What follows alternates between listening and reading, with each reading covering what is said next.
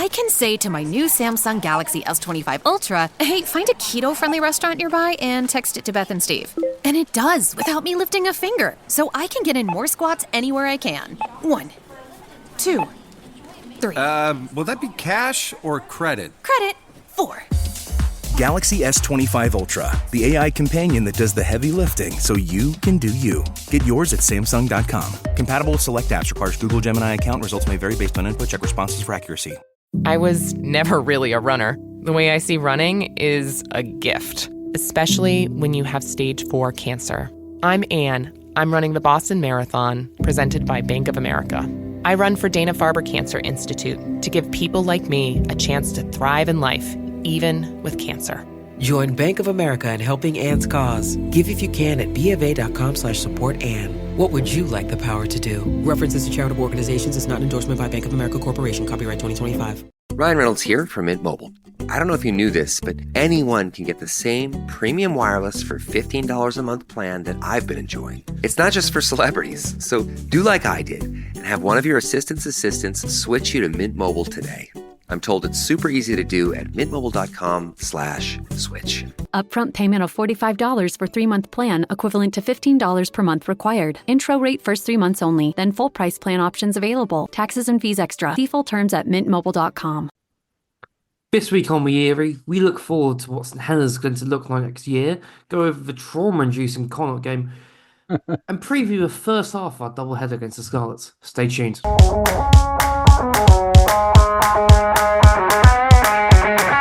This is the Ospreys Ivy.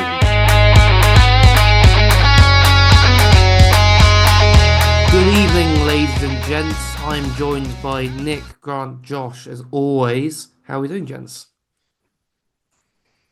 I'm absolutely fine, thank you. It's a bit more relaxed than it was on Saturday evening. My heart's okay again now. Yeah. Yeah, ditto. Same here. You're saying that far too often, aren't we? Yeah. I think we're just getting what life is like as a Cardiff fan for diversity reasons. It's good to know. But it's been a stressful week, I'd say. Lots of things going on in Welsh rugby. Obviously, there was a debate last night, which was, I don't think we'll go into today, but it was certainly worth a watch.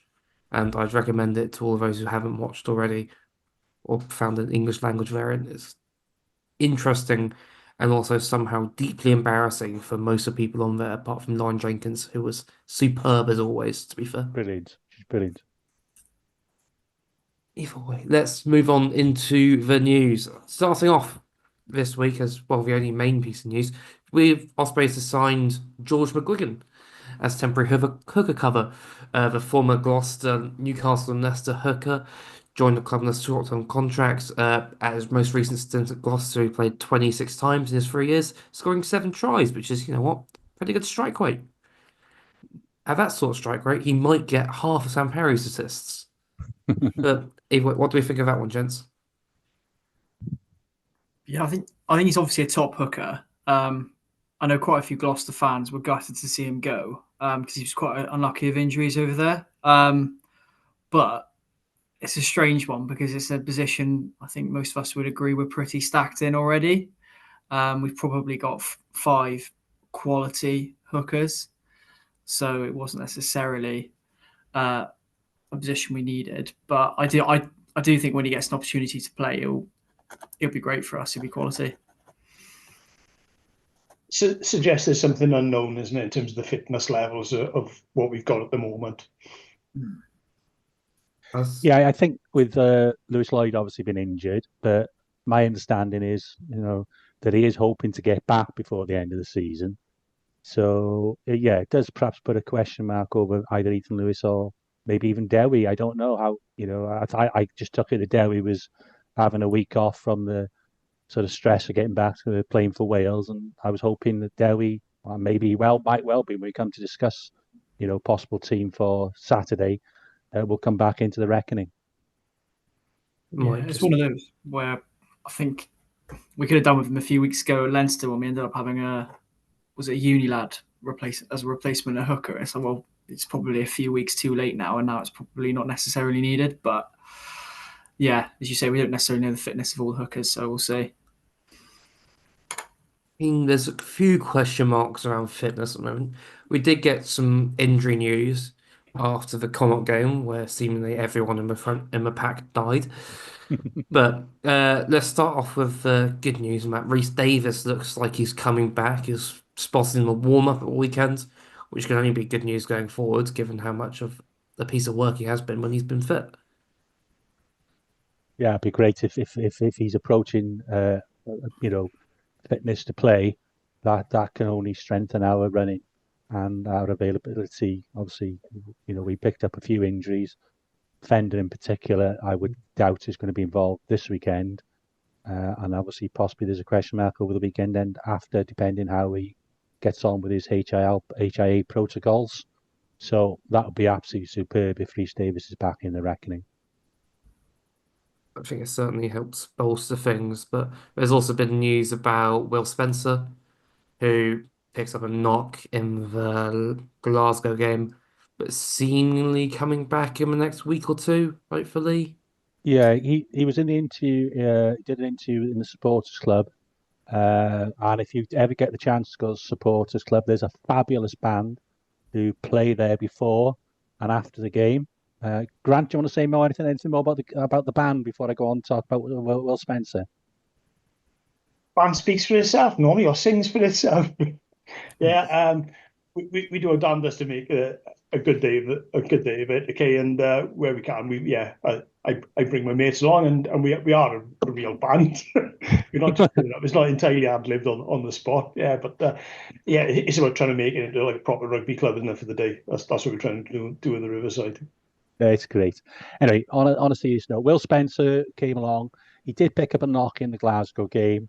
He's approaching fitness. He's hoping to be involved in training, full training this week. And if not this week, he'll be definitely fine for the second of the Scarlets games. I mean, with Adam Beard coming back, it looks like we're not really struggling at lock as much as we were earlier this season. It's just good timing, isn't it? Really, Yeah. We got. It's bad when you look at the way that James Fender left the pitch, and it's almost just as well that Adam Beard has reappeared at the right time. Reece Davis is coming back, so yeah, when you can afford to live without some of these players for a good few games, it shows we've genuinely got a bit of strength in the second row right now, when we can still put out two really good quality second rows in each game. Absolutely. They could even free up Ratty to get a bit more game time in the back row as well. If you wanted a slightly bigger six and play a slightly different style of play, means you could have another line-out option as well. So yeah, gives us plenty of options anyway. In other injury news, Ruben looks like he's out for a little bit.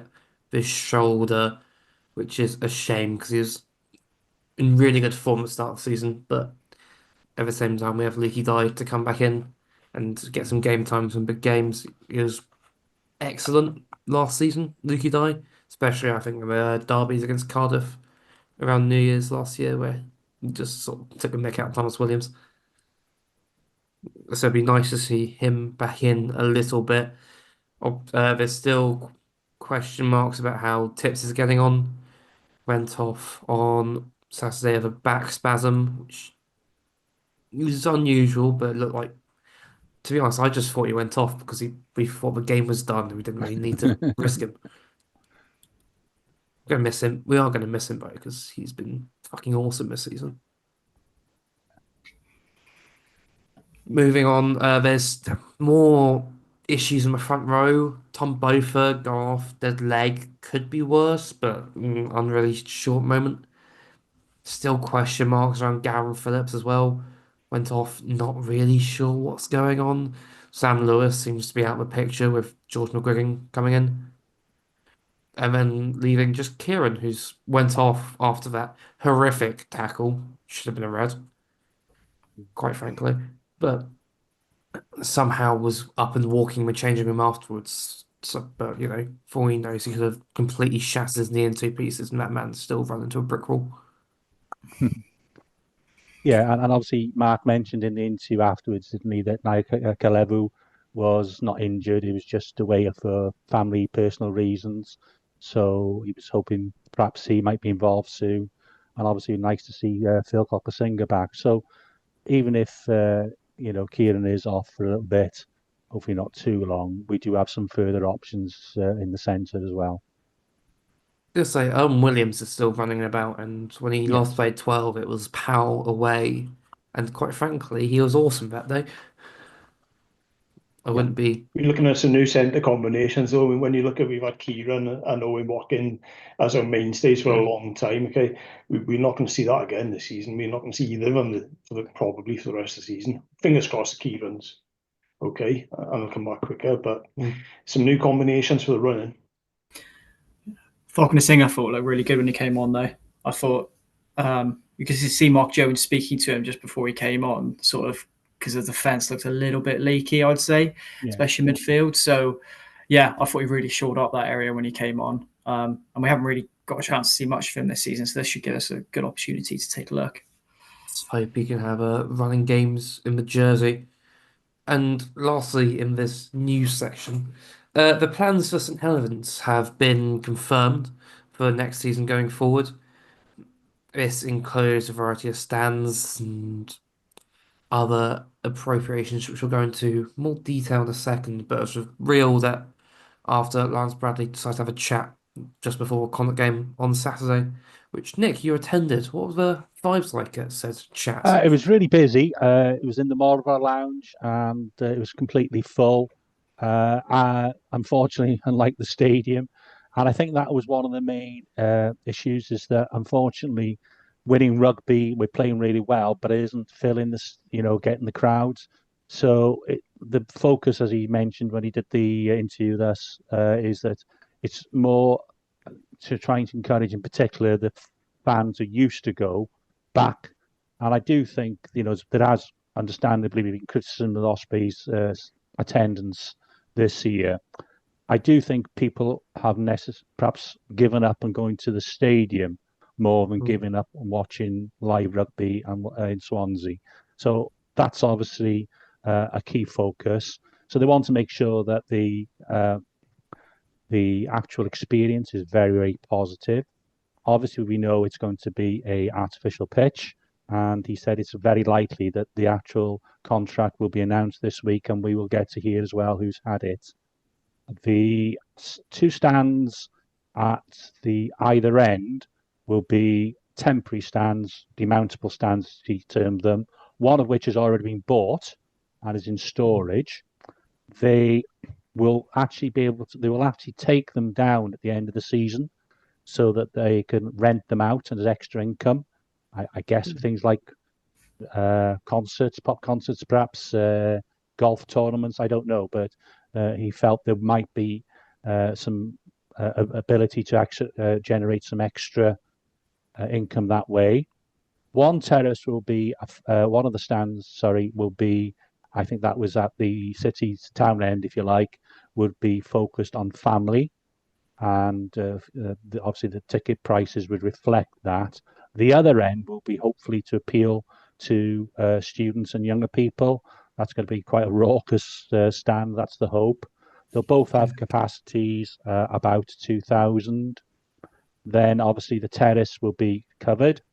And then they have secured, with the work of the council, he said they're almost there, a permanent stand on the Mumbles Road. Obviously, that will allow the opportunity to have be glass fronted, so it'll be appealing to functions that are outside of rugby. So that's really positive. The other thing he mentioned is that they've looked at trying to increase income, and if it works, brilliant. Apparently, there is some interest already, based on examples from Exeter and Saracens and so on, where there'll be a very small section of this main stand with absolute premier seats and the full hospitality package for about 25 people. It's going to be quite very, very expensive. I think he mentioned about £10,000, but that's great if that extra income can be brought into the club coffers. All well and good. Yeah, that was it. It was positive. people asked some questions about the floodlights again, which he mentioned, and we actually got a mention that they'd heard it on the interview on the Erie.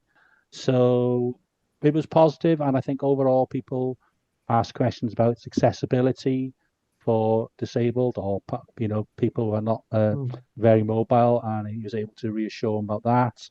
There's some questions about parking. They're working with the university as well as the rec, which is next to the St. Helens. So there will be more parking available.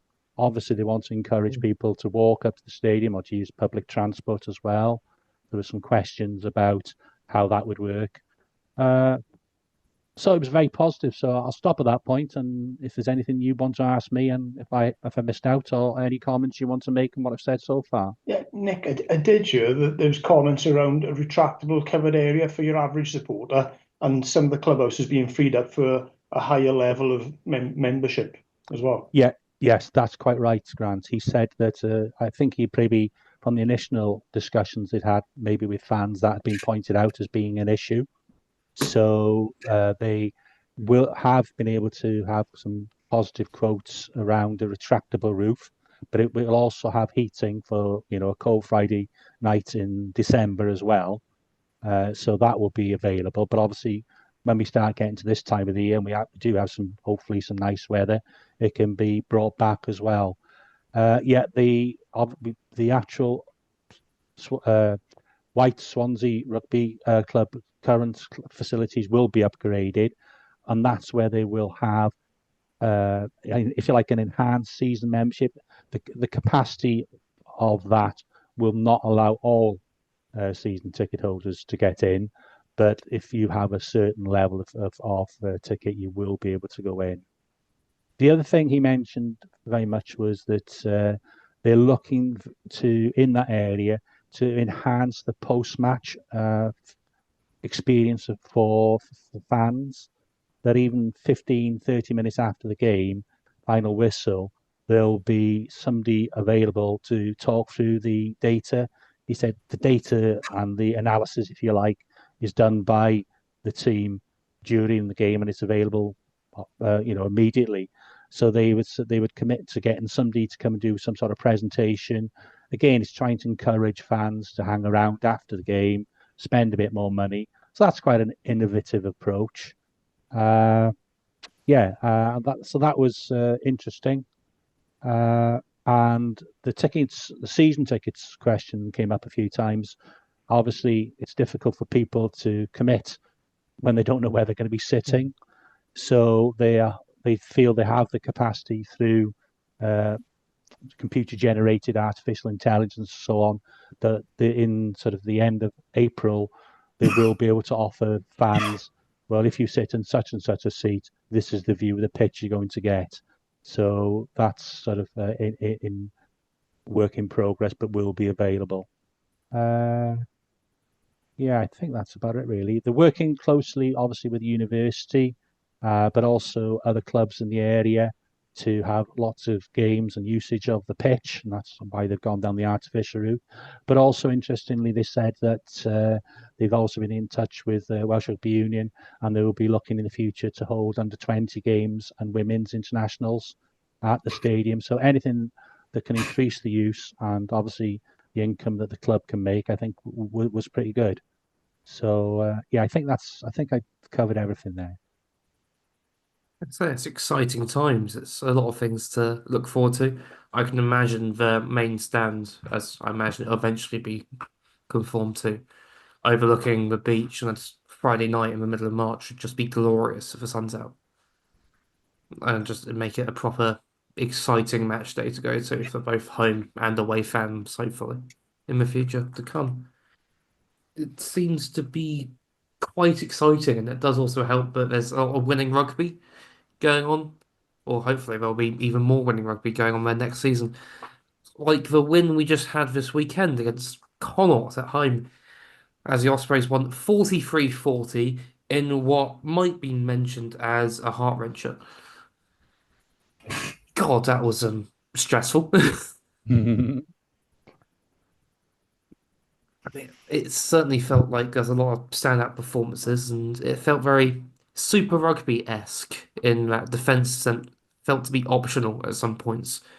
Who are your guys' standouts, Josh? I think, as you can imagine, with a game that high scoring, I thought our back three was superb, especially in attack. I thought they linked together really well. Jack Walsh is in red hot form. I think did he assist 4 tries and scored another? Yeah, which is ridiculously good. I particularly was it the first try. Yeah. Where I think Postman Dan offloads to Walsh and then back inside to Keelan. And if you watch that try back, the support lines those two were running were superb. So On that try, I want a special send out for that Dan Edwards pass that misses out basically the entire Connacht line, gets send him outside. Like if you see Finn Russell do that, TNT are posting about it for the next 6 months. 100%. I'm gutted he didn't get more game time for Wales in the Six Nations because we're going to see a lot more of that. But yeah, you're right. Absolutely superb pass. It's a sort of pass as a winger you'd probably love to receive. It's giving you loads of space, loads of opportunity. Just give you the ball early, give yourself one-on-ones against the opposition, and you'll always back yourself. You know what? Sorry. You know what it reminds me of? I think it was that Finn Russell pass against England in 2019. The one that Darcy Graham took on, or no, it was Hugh Jones. No, Scott Maitland. Oh, Who took right. it and then gave it to Darcy Graham in the 38-all game at Oh, yeah, Twickenham, which it just loops, but it gives so much time for Kasende to run onto it and pick his line. It's just glorious. Oh yeah, no, awesome, yeah, no, back three definitely really impressed for me. Defensively, I thought we were a bit concerning in the backs, I'd say. A bit. Yeah. What, conceding 40 points at home? Yeah, there should be a little bit concerned. Yeah, it looked like we were. I've watched the highlights back because, to be honest with you, after the game I was in such a blur. I was like, I'm not going to be able to remember any of that. And a lot of the tries, it seemed like we were constantly looking to blitz, even when they had numbers up. And if you're going to blitz and they've got numbers up, you have to stop the ball dead. And it seemed like it was quite easy for them to still get outside of our blitz. And then it was leaving Kasande or Keelan Giles in a whole world of pain where they were facing 3 attackers running at them. So I don't know if there's an element of, hopefully we'll work for our defence this week. And get some of the cohesion back to what it has been. Is that the Owen Watkin factor that, in terms of organised defence, you're going to miss someone like that, today? Oh, yeah, I think there were system issues. I think we overcommitted, as you said, at times. The first try, I think, where Tips looked as if he was outgassed, which maybe there is an element of that, but it was also, I think he overcommitted to Ali Langton, and it just, you couldn't claim it was obstruction, but it just stopped him, whereas if he hadn't committed so hard, he might have made that in tackle, which would have resulted. So there's a couple of those.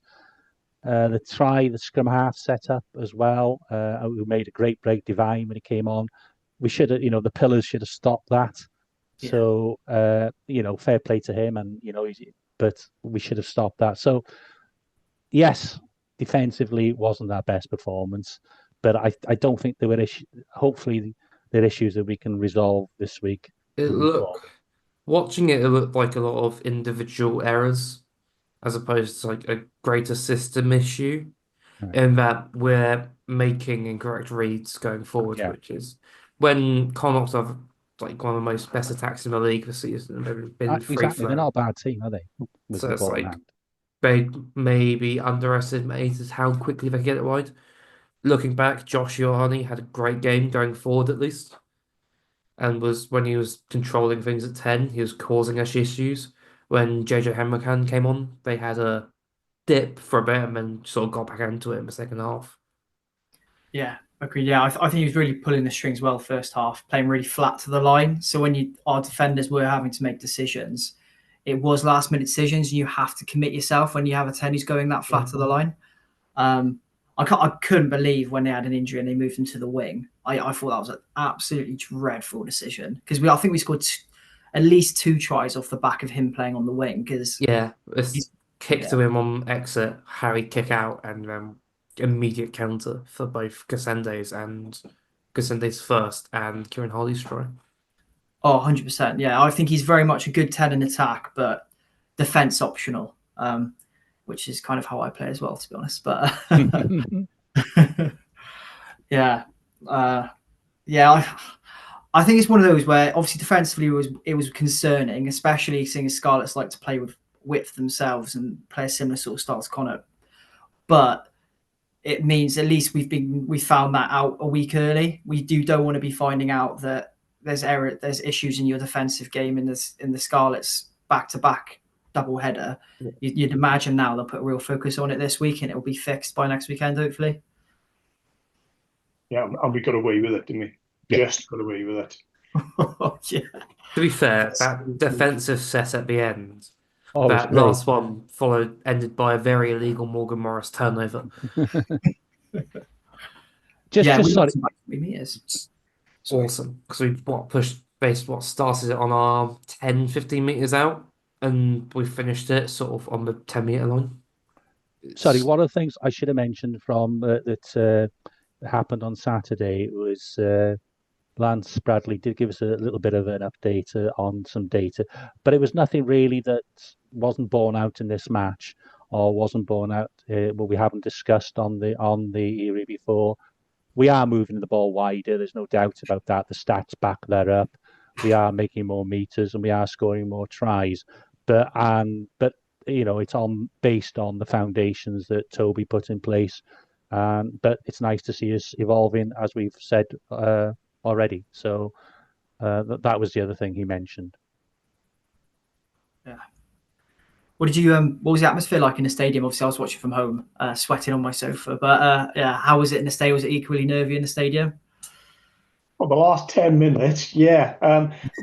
When you look at the bench cam, have you seen the clip of the bench cam right at the end of the game? Well, pretty much the entire East Stand were like that in terms of, I spent, probably half the last 2 minutes looking behind me, having a chat with the guy saying, I can't look anymore. I can't do this.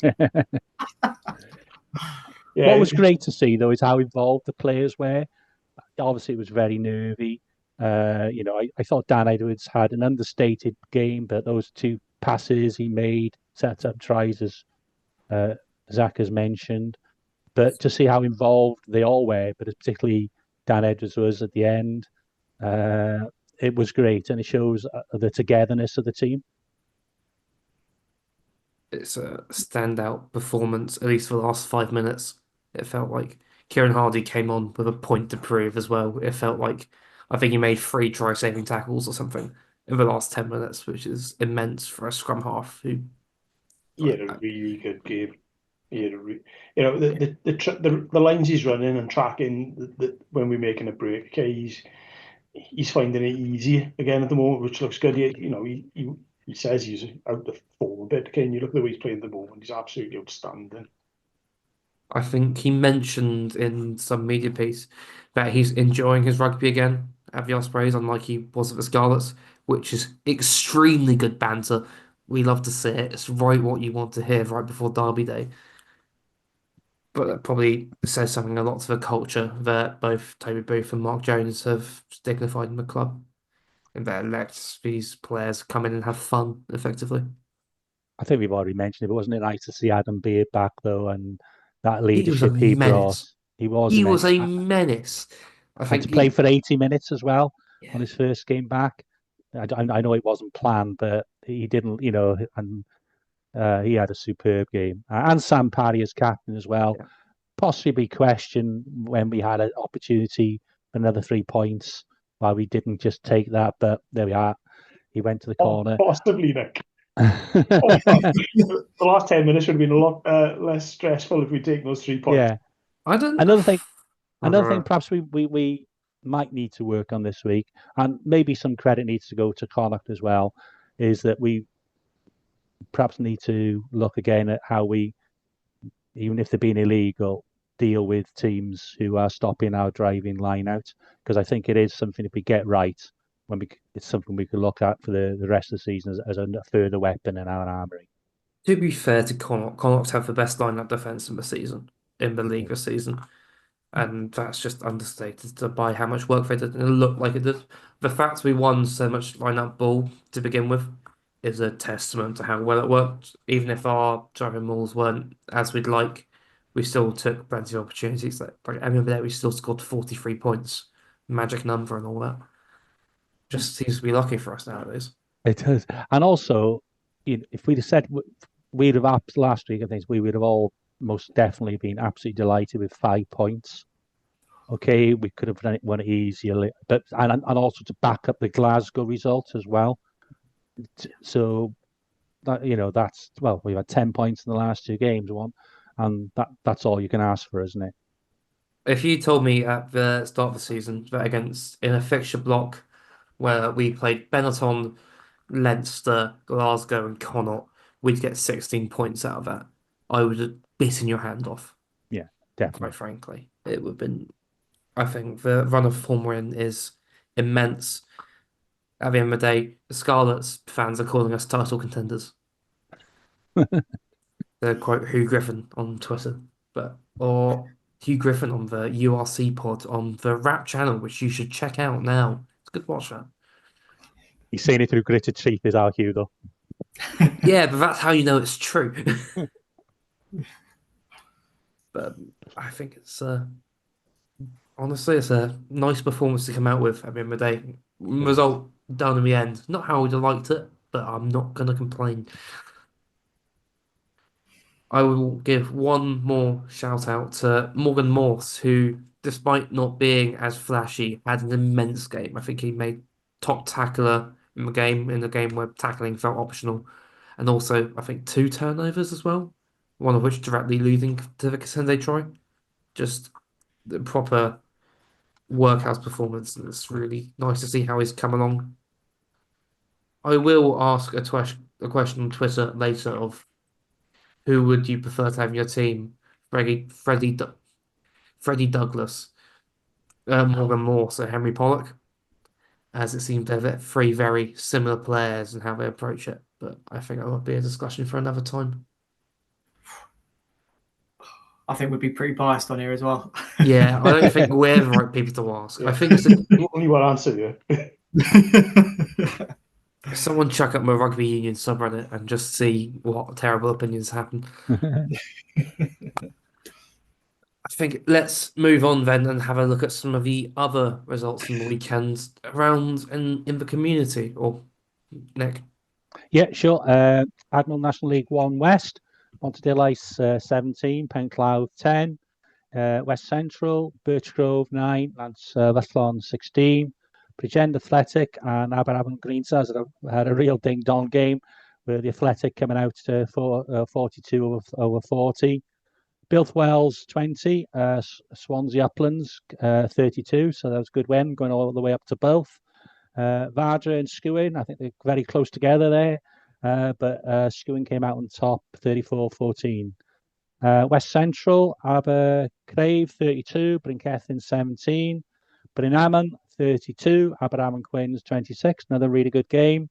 Hoyle Q had a good win over Pencoed 51-5. Resolving had and Puthcall, another really good game. Resolving home team came out on top 28-23. West Central, Brincoch 45, Baglan 25, Nantum Oil 24, and Tonner 28. Good away win that, and another close game. Carmarthen 49, Tonmouth 26, Neath Athletic 34, South Gower 10, and West Central, Pontardawe 15, Rigos 50. Maesteg had a good win, 54-5 over Pontrhy Deven. Seven Sisters also had a good win over Britton Ferry, 52-17. And then we come to West Central Division 5. Cwmllafnich 10, Taibach 37. Banwen 59, Pile 8. Penlan, nothing. Very unusual not to score. Bottom line came over to the top of Swansea there and won 13-0. Dunwent Athletic 60, Lincorrug 14, and if you're not a Welsh speaker, these two teams have got the best names when you translate them into English. The Valley of the Wild Boar, Cwm Twrch 23, against the Valley of the Witches, Cwm Gwrach 13. So 23-13 to Cumtor. West Central, Connacht 31, Gosainon 26. Glenneath and Gowerton had a really good game, but Glenneath came out on top 48-31. Maesteg Quinn 7, Kevin Hill 59. Tarsa Steel against Llanelli Wanderers, and unfortunately Tarsa Steel lost 29-38. Trebanos 41, Dunmond 31, so another high scoring game there. Ystalyfera 18, Tom D 29, and in the WRU Premiership, Bargoed 24, Neath 26, and Narbeth 22, Bonamine 6. So quite a lot of fixtures played last weekend. You know what? There's a lot of funny is the wrong word. A lot of good results there, to be fair. Yeah, some good games by the sound of it. Yeah. If you can get down to watch them, I'd recommend it. I wish I could, to be honest. Something I'll be looking forward to. But it might be worth looking forward to the other big derby this weekend. Scarlets away, gents. How are we feeling about it? I don't see a reason not to be confident, but also terrified at the exact same time. You said that, okay, and if I raise my hands, I can see they tight together and can't let go. Yeah, there's always pressure in games like this, and we should be confident. We need to sort our defence out. Yeah, big time, especially against that Scarlets attack. I think they lack in a lot of areas, but I think they are very creative and they've got a dangerous back three. So, yeah, it's going to contest us. The entire back five, 11 to 15, is just silly good. Yeah. I think they're struggling a bit with Johan Lloyd has many attributes, but controlling a game isn't one. And I think maybe that's where we can get at them. And they don't seem to have a lot of confidence in other options at 9 and 10. Archie Hughes was muted to be the next big thing for whatever reason. I know he's come back from injury, but they're quite reluctant to get him on. Whether he's not been fully fit, I don't know. So I think there are opportunities, and possibly we might need to mix our game a bit. And I would look to try and hopefully if we can get the scrum isn't their strongest. So if we can get certainly if Tom Botha and is fit, even if he's on the bench and Ben Warren starts, I would assume Gareth Thomas will start, Dewi will start, hopefully. I think we can get on top up front. And I think that'll be key for us to win in the game away from home. Big time. I think they lack massively in big carriers as well. I think they got some top quality players like Fafita, Lousy, but they struggle to get over the game line. I think their biggest weakness is Johan Lloyd at 10. They've only, they don't seem to have any sort of faith in Charlie Titcombe at all. And obviously Costello doesn't look like he's going to be fit for these derbies. But yeah, I know obviously we'll speak from Osprey's perspective, from Scott's perspective, I have no idea why they haven't signed another 10. They've signed Joe Hawkins, which is going to be exactly the same problem, where he's not a 10. He'll be a 12 filling in at 10. But yeah, they just seem to lack game control. And you can always tell when they're in those tight games that they're gonna drop off, they're gonna lose it. I don't know if you watched the Stormers game the weekend, but it always felt like they were going to lose that game. It always felt like they were going to lose control. It was the same a few weeks earlier against Ulster. They just lacked control at the key times. Obviously Gareth Davis is quality and he's got a lot of experience, but I still think a 10 is a massive weakness for them. I think their reluctance to start Archie Hughes is probably the biggest downfall. I don't think Archie Hughes quite has the nous of controlling game like Gareth Davis can do. And I imagine it's partly why they can't see out the last 10 minutes. And Pence don't try to start Archie Hughes to start, which is a really horrible place to be in as a young player. Just sort of feel bad. I feel bad for a lot of the Scarlets, to be fair. I think obviously one of the other things that's worked really well for us is off kickoffs and so on is Cassandra getting up there. and I think we can put pressure on them there in that respect, getting them up into the air. And they're usually good for a yellow card, the Scarlets, aren't they? Mainly at scrum time, which watching the Stormers game at the weekend, they were pretty awful all about. It was if I can't imagine being a Scarlets fan and having to watch that every week. It reminded me of the Alan Clark era. Yeah. Having said that, did you see ex-Osprey Van der Merwe? How good was he? The hooker, Magnus. He's a very good player. Yeah, but he's an Osprey project, not a Scarlets player. Exactly. Taught him everything he knows. Exactly. But he was awesome. He was very good. Stand out in a pretty uninspiring performance, which is why I'm really not confident about this weekend coming. They're gonna pull it out. I just feel it. My worry as well is they'll probably go Eddie James, Joe Roberts in the centres, who are quite an established centre partnership now, and we could end up with, I don't know, Falconer and Naif Levu playing together for the first time.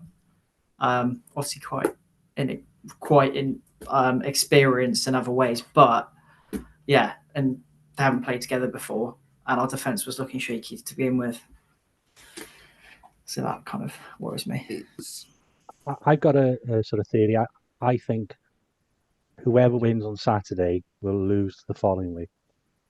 I can't see. I don't think. I'm not sure that either team. That's me by probably my normal pessimism, but I just got a funny feeling. I'd be brilliant if we do, but I'm not sure if either team's going to win both. Are you going to say that if we win the first one? Oh no! No, we'll cut this bit out of the program. I think if I don't see them battering us, quite frankly, but if in a world that we batter them at Parker Scarlets, I could see us winning both in a row, but I don't see it being tight twice and getting out of it twice either. Something would have to go wrong. Mainly Costello would come back into the mix 2 weeks early for no reason and score a last minute drop goal or something. It's not very often we've seen an Osprey Scarlets game where both sides put in a high score. The way we are playing and the way they're playing at the moment, it might be quite an unusual sort of scoreline when we look at it at the end. And I think the long range focus isn't too bad either, so it could well be a day like where it is here now. So it's dry conditions. So yeah, I think it'll be a tense game. These sort of derbies aren't they? Great if it's exciting, but one thing it will be is tense. And I think they've sold quite a lot of tickets, so it could be approaching 10,000 crowds. So hopefully get as many Osprey fans there as well, and hopefully there's a good atmosphere and a good game for everybody, and we win. Let's hope we win. We should have Jack Morgan, Derry Lake, Garton coming back in. It'd be nice. I mean, we can start theorising about the team that we'd like to see at least coming in. So, shall we start in the front row? Is it just as simple as Garton, Sam Parry, both are fit, if not Ben Warren? I think so. I'd agree with that. Yeah. Well, I think Derry Lake would be great to have back in. I don't know if he's fit enough to start yet. Yeah, but what a guy to come off the bench as well, isn't it? Exactly. I love having someone like Derry Lake coming off the bench because you imagine playing that, you're already exhausted as a forward, and then you see this massive Derry Lake full of energy coming on. Yeah. Built different. Exactly.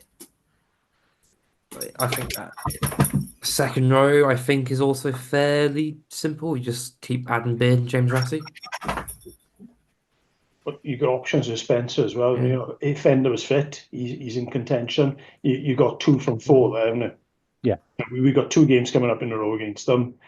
Depending on who's fit, you probably see a little bit of rotation there. I think so. And that back row is probably a little bit difficult, depending on the fitness of Tristan Davis. I think Dave should be okay this week, shouldn't he? Hopefully. I was going to say, picked up a head knock in the Gloucester training session. Yeah, so I don't know if he's back from it yet. But if he's back and with Jack and one of the Morgans then at 8, I'm happy with that. I'd be tempted to go for the triple Morgan back row. Okay. Morse, Jack, and Morris, and then Yeah. bring Deves off the bench Yeah. if need be, or Morgan Morse off the bench where he's seemed so effective this season, coming on, changing the game with Dewey Lake, You might adding want a bit of experience because it is, it's going to be a partisan crowd, isn't it? yeah, So you might want Morgan Morris starting. If it was a shootout between him and Morgan Morse, I think I'd be inclined to go for the more yeah, experienced player to start. This is a surreal conversation, so I'm assuming we've done this because Tips might not be fit. But I've never had a conversation where we're not talking about Tips. yeah. And I that's mean, the thing with the Tip, back. If Tips is fit, for me, he he starts. definitely plays. Yeah, Yeah. it's unfortunately it's an if, Yeah. which is I suppose with a back spasm, it's either not too bad or it can put you out for weeks, couldn't it? yeah. I think if Tips is fit, I would be tempted to go 6-2 and have Morse and Deves to come on for the last 20. Yeah, with Dewi. Yeah. Oh, could you imagine? And then if Reece Davis is fit as well, chuck Reece Davis on for the last 25 as well. Just lamping every Scarlets player around, getting into fights, it'd be great. Exactly. I think forward pack feels pretty strong either way. Questions about replacement tight heads, but Well, it's time for Ben Warren if he is called into action to show that he is maturing because I feel and he is, but I'm very pleased the way Garen Phillips has developed over the course of the season. He really does look the real deal as a young loose head. So if Ben starts, he needs to show that he can hold his own in the scrum and contribute around the rest of the field as well. to be fair, he's had 7 weeks of bomb. He's Yeah, been working under Duncan exactly. Jones, who are probably the two best scrum coaches in Europe nowadays. Yeah.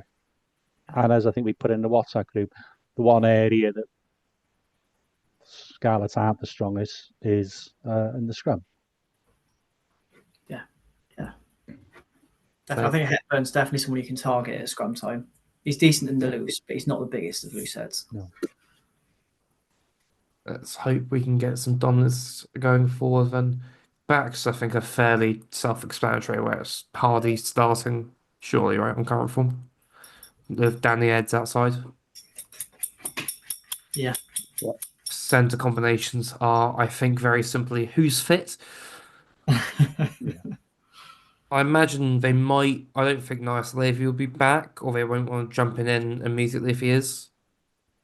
And obviously, wish him the best with his personal stuff having the day. Sure. I think he just sort it out. But I can imagine Cocknessinger and Boshoff coming in. Cocknessinger looks like quite good, wanted to get into it, but it did look like a man who hadn't played much rugby. It'd be nice to see him get 60, 70 minutes in his legs. Do you see any mileage in playing Mr. Combier against his old team? Yes. I think he's also someone who mentioned how much he was enjoying his rugby here compared to at Scarlets, and I think he's just there to have a fight. I think him and Kasende, Give Keelan a break, yeah. give Keelan a break. Kasende's played, I think, every minute that he's been around for, but give Keelan a break and let Kasende fight someone, as always. Yeah, you're not even going to mention who should be playing fullback there. No, it should be. I should have given fullback in Wales, if not the league at the moment. Yeah, he's finding rugby easy at the moment, isn't he? Yeah, he is loving life. It'd be. I hope he doesn't get called up to the Australia squad simply so he can be called up to the Wales squad in a couple of years' time when he is eligible. At this point. Yeah, I think he's eligible just before the next World Cup. So bring him in. I could see it like training camp, 10 Pumptree out of nowhere. Yeah. Oh, that'd be awesome. It'd be, I don't know, I think that's a strong enough 15 to beat any Scarlets team they can put out realistically. It's just. Oh, don't say things to God. I'd rather tempt fate and be wrong than say we're going to lose to the Scarlets. Let's be honest here. Fair enough. I think it seems strong enough. Let's end things off then with a score prediction of something funny that's going to happen in the game. And it can't involve any of us lamping them. Nick, do you want to start us off? I'll go us by 2 points.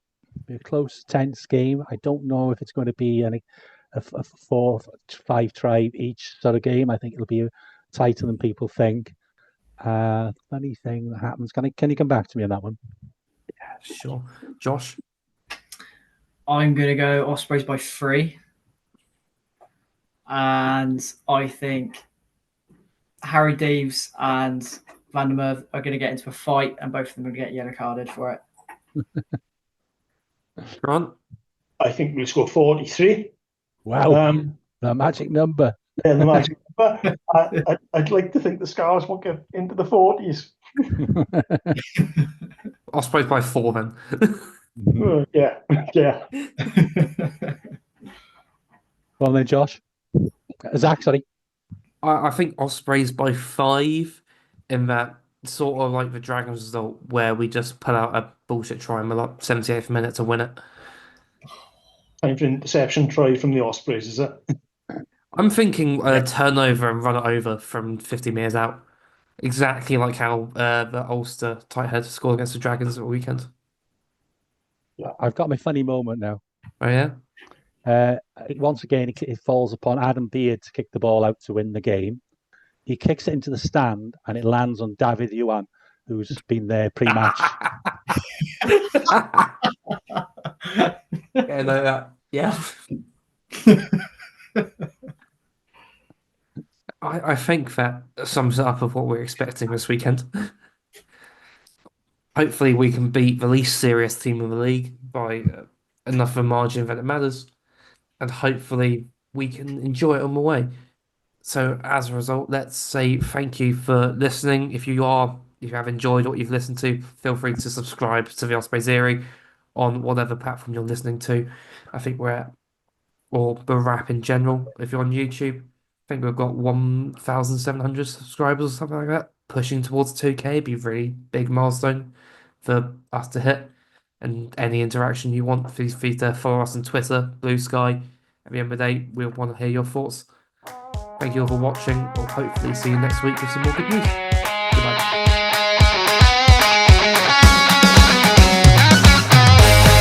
That was the Ospreys Alley. Please rate, review and share on socials if you can, and join us next week for more of the same. And until then, enjoy your rugby.